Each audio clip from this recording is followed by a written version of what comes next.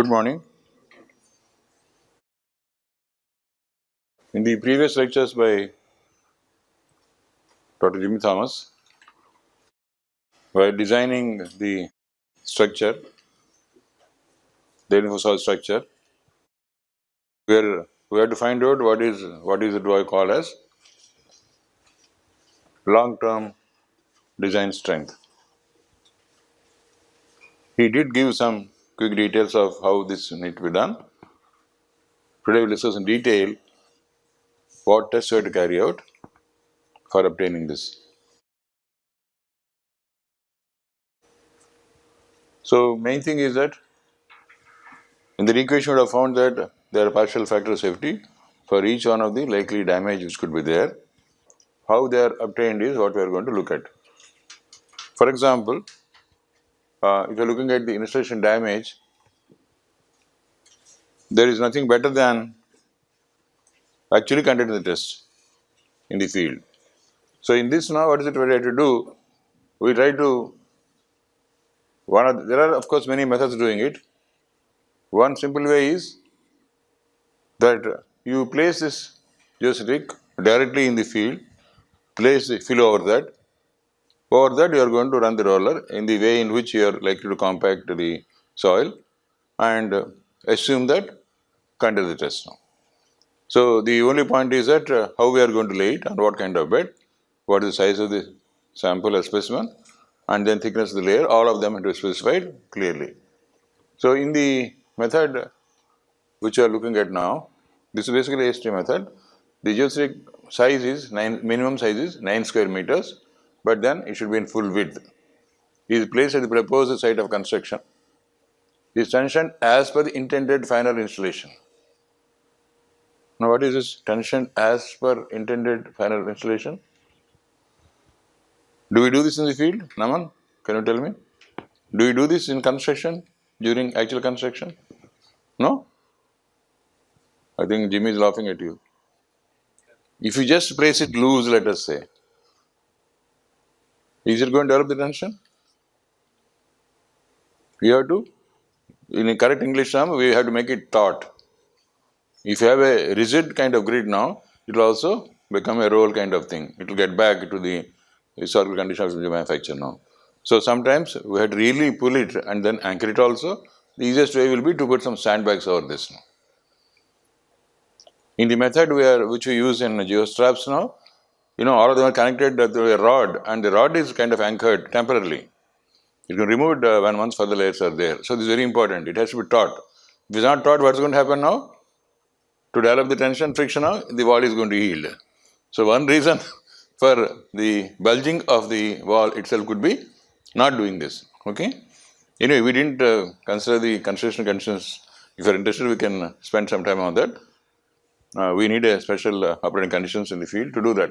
So tensioned as per the intended final installation and backfilled using the site-specific backfill material. Now how are we characterizing it now? For example, it is clayey. What is likely damage? It's not clay, it's clayey sand, something like that, or clayey silt. So is the damage going to be heavy compared to, let us say, a gravelly sand? Let us say gravelly angular sand. So damage is going to be likely more now. So that is why we have to backfill it using what is our specified in the document now. What is specified in the document, because whatever is the design we have done now, that soil is tested. Or Dr. Jimmy mentioned also, the manufacturer usually gives a table. What is factor actually for different kind of soils now. So that's what we are trying to get, that values table is what we are going to get now. So backfill using the site-specific backfill material, using the same lift height and placement equipment and compaction equipment. That means we are actually reproducing the field condition for this, obtaining these values.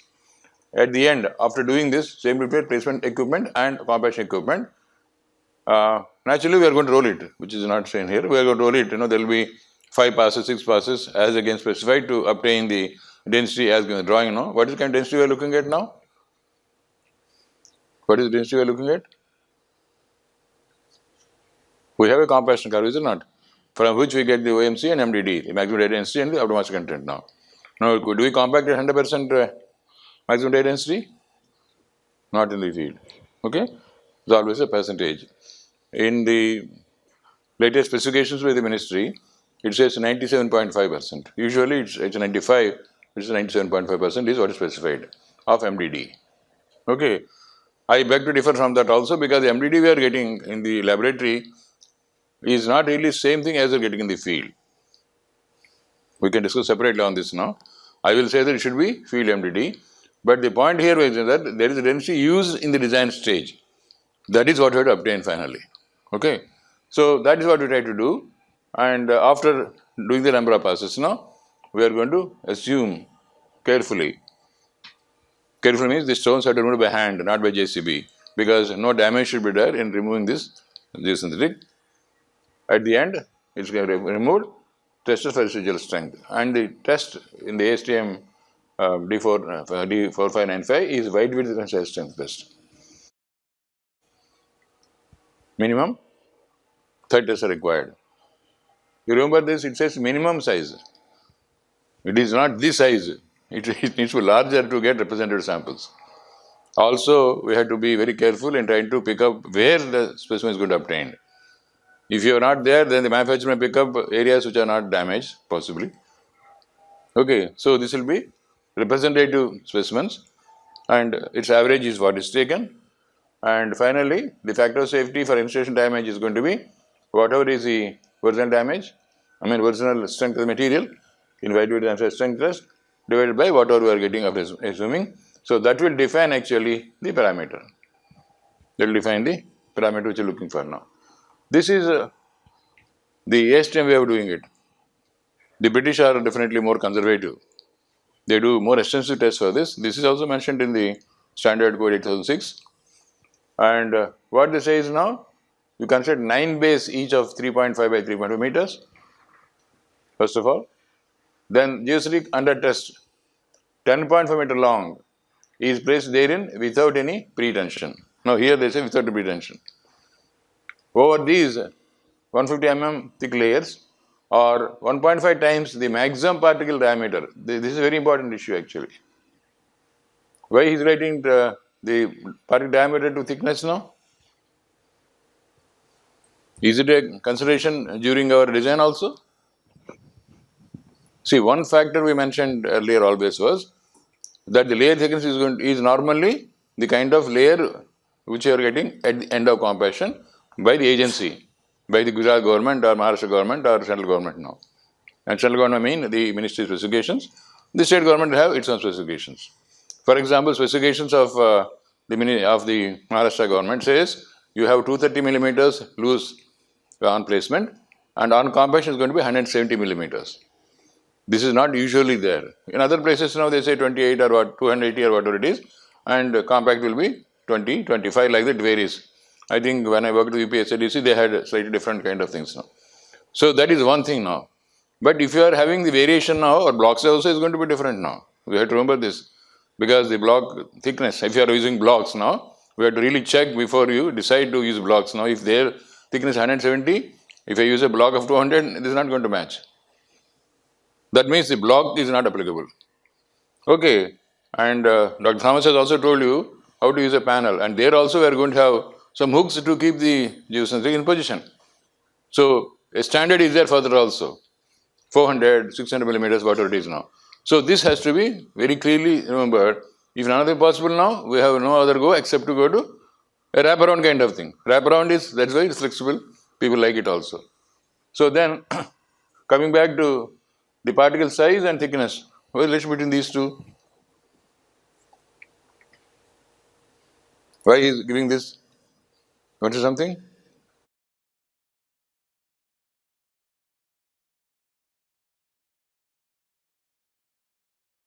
Does it depend upon the compaction layer thickness, the finished compaction layer? Does it depend upon the particle size? What is the answer? Why? Can you tell me more about this? What is the size of the gravel particles?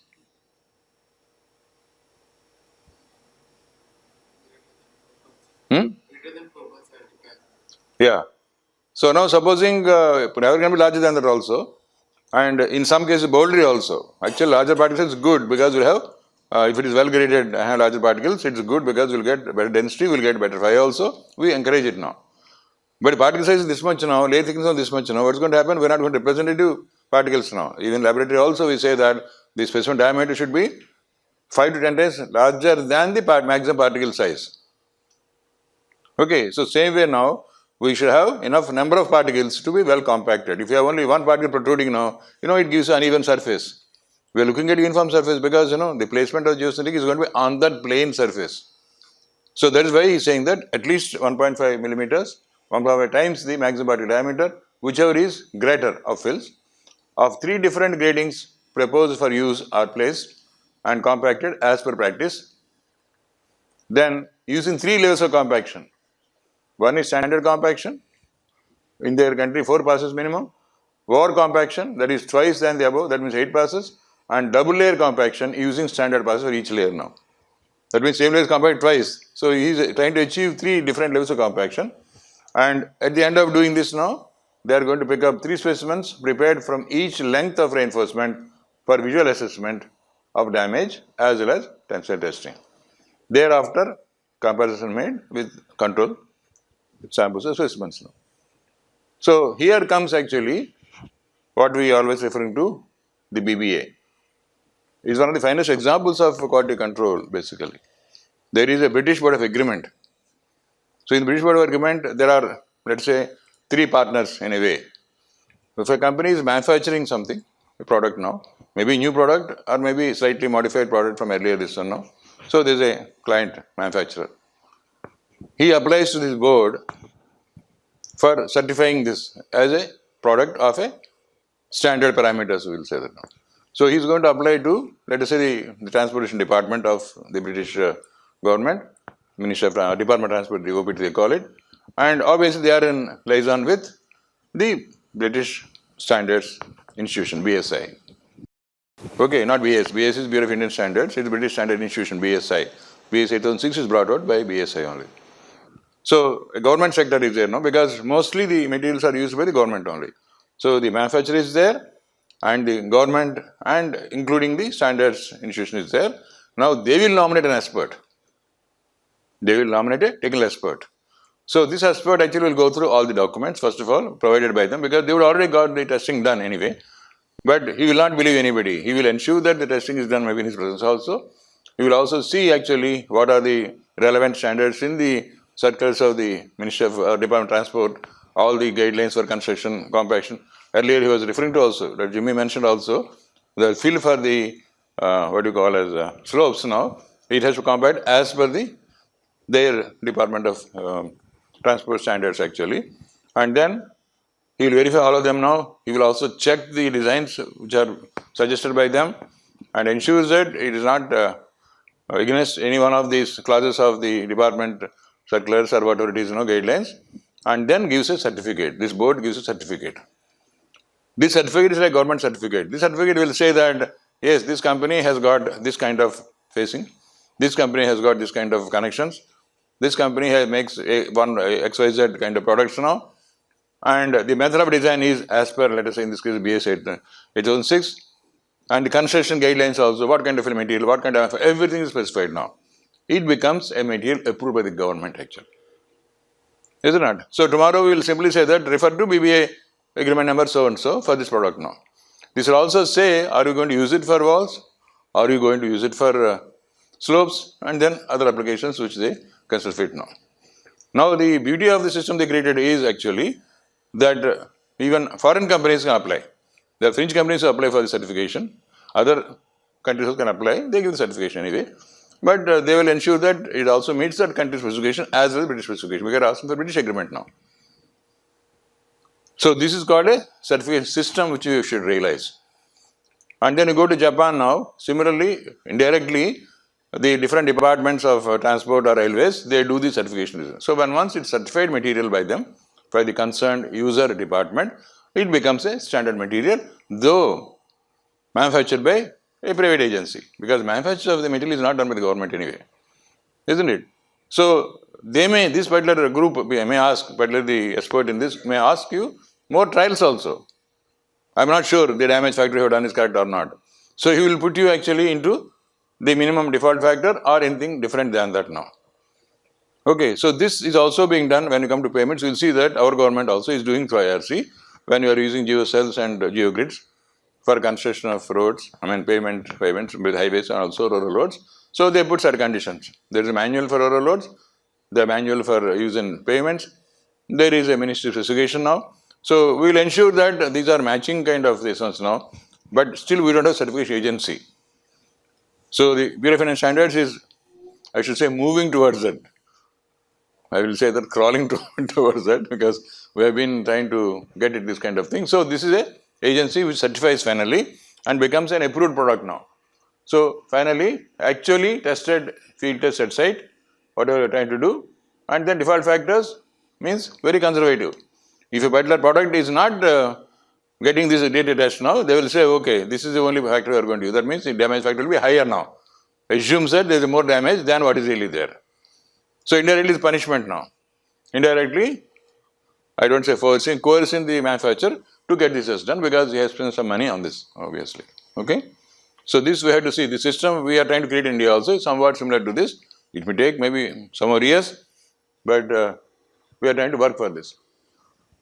Relatively, the degradation, chemical degradation is a simple affair. Now, are we really concerned about chemical degradation, particularly when you are applying for the walls and slopes and tomorrow maybe vessel enforcement? We are normally using a synthetic polymer. For example, we say that we are going to use polypropylene, high density polyethylene, polyester, and later we will say glass grids also. So these materials normally do they degrade? Normally do they degrade? Yes or no? And what conditions they degrade? So we have to look at the pH of the surrounding media, maybe soil or water media, isn't it? So if you are having this soil pH only, so most materials which are looking at, most means I will say the polypropylene, polyethylene are quite stable from pH almost 2 to even 11 and 12 also. Okay, our polyester of course relatively less stable, that means we say between pH 3 to 10 only. So let us say that we are using this pH range of 3 to 10. Are we going to use this pH range actually? It means really highly acidic and highly alkaline. You can't take bath, this is water. So we are not going to get this in the normal structures which are looking at. We may get this kind of leachates in landfill area, particularly when dealing with hazardous waste, we may have to consider separately. But for walls now, obviously, we are not worried about this. But then later we will also see that exposure to sun. We did discuss about that when discussing the molecular weight of this and MEGs and things like that now. So exposure to sun, which is a material which is going to damage easily? Which is strong, let us say, which is not. Which material?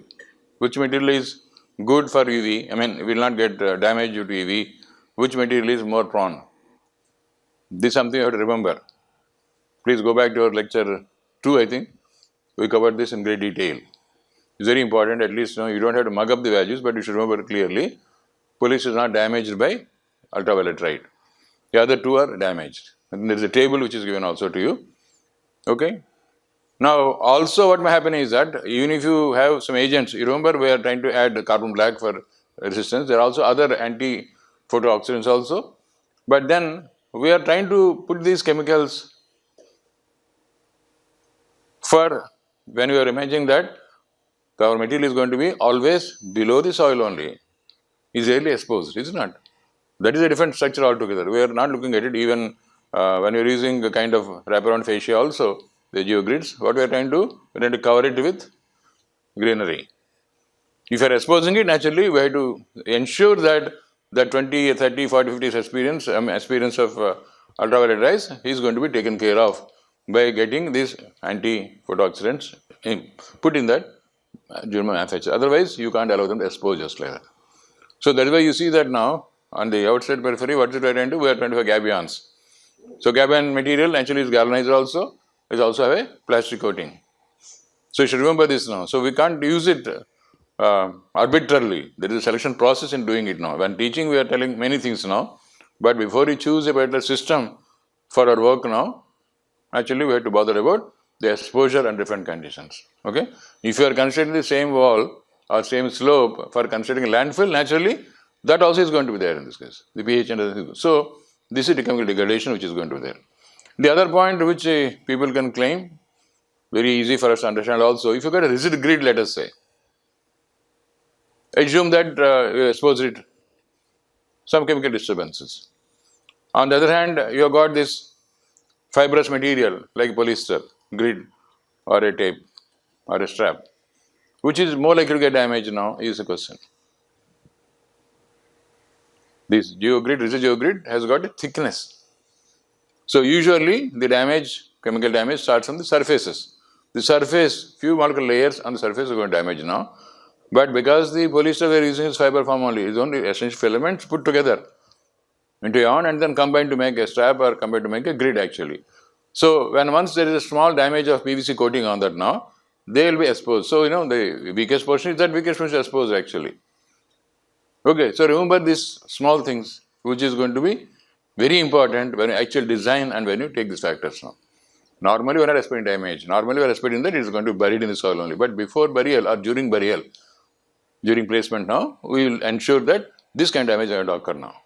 Okay, so that is why, for example, when we do investigation also for soils, if you know the kind of soil is, we are going to Jaipur, let us say, we are not going to prescribe liquid prescription. That is not important. Grains is important now. When you are going to black on soil, naturally, even settling is important. So I can't give a standard pro forma that get all this as done.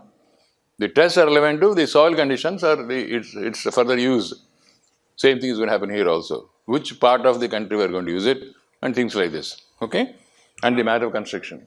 So in this case now, degradation, chemical degradation, 4 geosynthetic samples measuring 30 by 30 centimeters are immersed in 2 identical immersion tanks of stainless steel. So take small tanks now, and then these are maintained, one of them is maintained 23 degrees Celsius, and the one is maintained at 50 degrees Celsius, okay, using a specified liquid. This is an ideal liquid, ideal damaging fluid. There is a composition further, you don't have to mug up that, it's very complicated, a big list is there now. This is I don't know, I remember the pH also, but it will be usually either high pH or low pH now, but there is a composition which is given now. So, what is EPA? I think I told you once. Our friend will know. No? All the landfills, wherever damage is going to be there, actually, our grandfather is Environmental Protection Agency of the USA, because they are very, very strict in dealing with the landfills and other situations. So, damage is going to be, the factors are always taken out of them. So, as per EPA or as mutually agreed, and if you see some of our papers, it will be there actually, the actual composition. Then after 30, 60, 90 and 120 days, one sample from each tank is removed, blotted dry of liquid and cut for the test specimens to be used and agreed upon. So, what is that now? The test could be narrow strip, burst test or puncture test. That means a priori we are going to pick up one test method, and so we are going to cut the specimens after 30 so many number of days. That means 1, 2, 3, 4 different periods and 2 temperatures. Further statement is kind of peculiar. If the data appears well behaved in that, what is well behaved? Matlab kya hai? Very strange words the courts use. Anyway, let us look at further. That no erratic trends are observed. Why? What is not erratic is specified. If the 50 degrees Celsius change is greater than or equal to 20 degrees change, and the same direction. It's very simple now. You did the, let's say 30 days you take now. We have done 2 tests at 23 and 50 after immersion.